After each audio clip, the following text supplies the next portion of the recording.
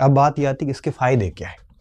अब इसका पहला फायदा ये आता है कि आरपीएससी के जितने भी पेपर आते हैं उसमें लगभग 60% प्रश्न जो है वो आपके रिपीट होते हैं। कहाँ से रिपीट होते हैं? पुराने पेपर से होते हैं। तो 60% सवाल तो रिपीट हो जाते हैं, इससे ज़्यादा ही होते हैं, है ना। 50-60% प्रश्न पेपर आपको सीधा यहाँ से मिल जाता है। और उसके बाद बस 15-20% पेपर आपने अगर दूसरे स्रोतों से ले लिया तो आपका शानदार चला जाएगा। ठीक है, एक तो यहाँ पे रिपीट होते हैं। दूसरी बात क्या होती है, जैसे ही प्रश्न रिपीट होते हैं तो आपको क्या होता है कि एक एक बिंदु के से आपका बहुत बढ़िया तरीके से होना शुरू हो जाता है। फिर आपको सवालों के नेचर पता चलते हैं कि लोक सेवा आयोग किस प्रकार के सवाल पूछते हैं। सवालों की एक नेचर जो होती है, एक प्रकृति जो होती है, वो आपको पता चलनी शुरू हो जाती है कि किस किस टाइप से प्रश्न बन सकते हैं। फिर जब आप टॉपिक को देखोगे तो सीधा सा टॉपिक देखने के बाद भी दिमाग में क्लिक करेगा इसका ऐसे भी सवाल आ सकता है।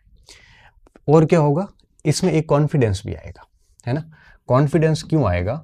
क्योंकि आपको लगने लगेगा, जैसे मान लो 10 प्रश्न आपने सॉल्व किए तो 10 में से अगर 7-8 प्रश्न आपने कर लिए तो आपको अंदर से लगेगा कि यार अब मेरे से प्रश्न हो रहे हैं। मुझे ठीक से याद है जब हम कभी लो फील करते थे तो ये पुराने पेपर देखते थे। पुराने पेपर देखने के बाद में जैसे 60-70% सवाल सॉल्व होते थे तो अंदर से वापस पॉजिटिव वाइब्स आती थी कि हम भी आराम से कर सकते हैं। तो कॉन्फिडेंस आता है यहाँ से। जब भी कॉन्फिडेंस की कमी होती है तब आप पुराने सवालों का समाधान की सॉल्यूशन कीजिए, बड़ा शानदार लगेगा आपको।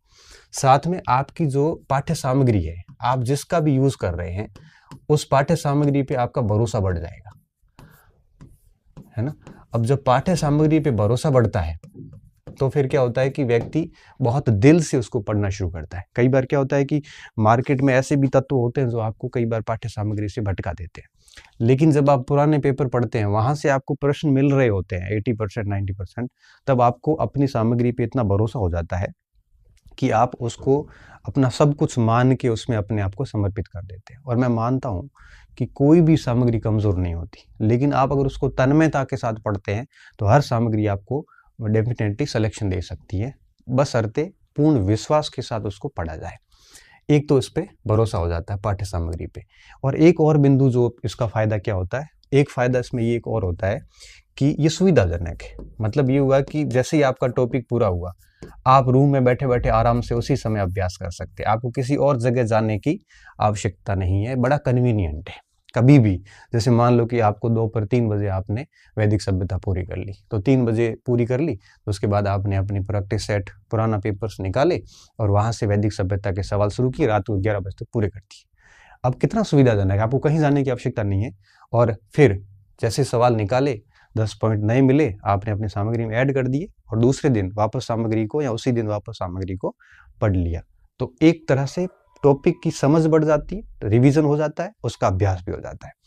तो इस तरह से पुराने प्रश्न जो है, यह एक परीक्षा को पास करने के लिए जरूरी। मैं तो ऐसे लोगों को भी जानता हूं जिन्होंने एक आधा बार सब्जेक्ट पढ़ा होगा, बाकी पुराने पेपर से ही वो यूं कहिए कि अपने लक्ष्य को प्राप्त करने में सक्षम हो गए।